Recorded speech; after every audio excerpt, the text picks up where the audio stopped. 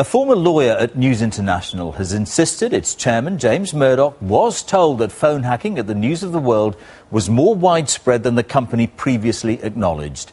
Tom Crone said he told Mr Murdoch about a highly sensitive email which showed that hacking went beyond a single rogue reporter, contradicting previous evidence given by Mr Murdoch to MPs. And in the last hour, the Prime Minister David Cameron has said he did get too close to the Murdochs. Our Home Affairs correspondent Tom Simons reports. The former top brass of the News of the World called in from the rain this morning for yet another grilling by MPs. Colin Myler was the last editor.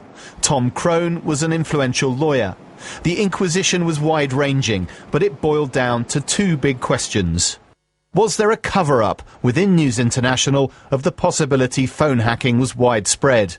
And what did the company's European boss James Murdoch know? The committee focused on one meeting he had with the two executives about a troubling email that had come to light. The conversation lasted for quite a short period, I would think probably less than 15 minutes or about 15 minutes. It was discussed.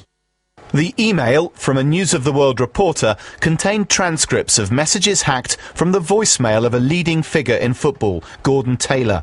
But it also contained these words, transcript for Neville, which appeared for the first time to show that other staff, Neville Thirlbeck was the paper's chief reporter, were involved. What the evidence meant was that Mulcair's illegal activity in accessing Gordon Taylor's voicemail messages, that evidence of that had passed through our office. Therefore, News of the World was implicated, certainly at least with knowledge, that Lord Glenn Mulcair had done that. Now rewind to the July appearance of James Murdoch in front of the MPs. He said he didn't see the email and wasn't briefed on its importance. But if I knew then what we know now, we would have taken more action around that. Today's evidence, he did know. I would take it that he understood. Well, he gave you authority to settle for the case. First time, he realised the News of the World was involved, and that involvement involved people beyond Clive Goodman. James Murdoch's statement this evening, as I said in my testimony, there was nothing discussed in the meeting that led me to believe that a further investigation was necessary. Today's hearing made clear News International felt it had to settle with Gordon Taylor at a cost of £425,000 plus legal fees. And the deal included a confidentiality clause to prevent 4 more hacking victims from knowing they might have a case themselves.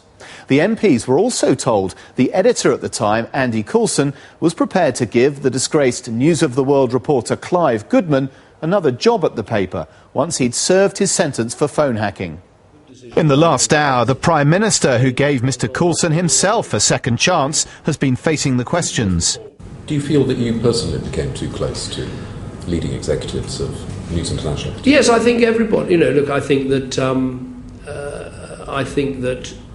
in terms of spending a lot of time trying to win over, as I say, not just News International. I've met with editors of The Guardian, the proprietor of The Independent, the BBC.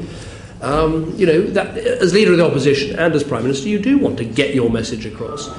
But he said the relationship between the media and politicians needed resetting. Tom Simons, BBC News.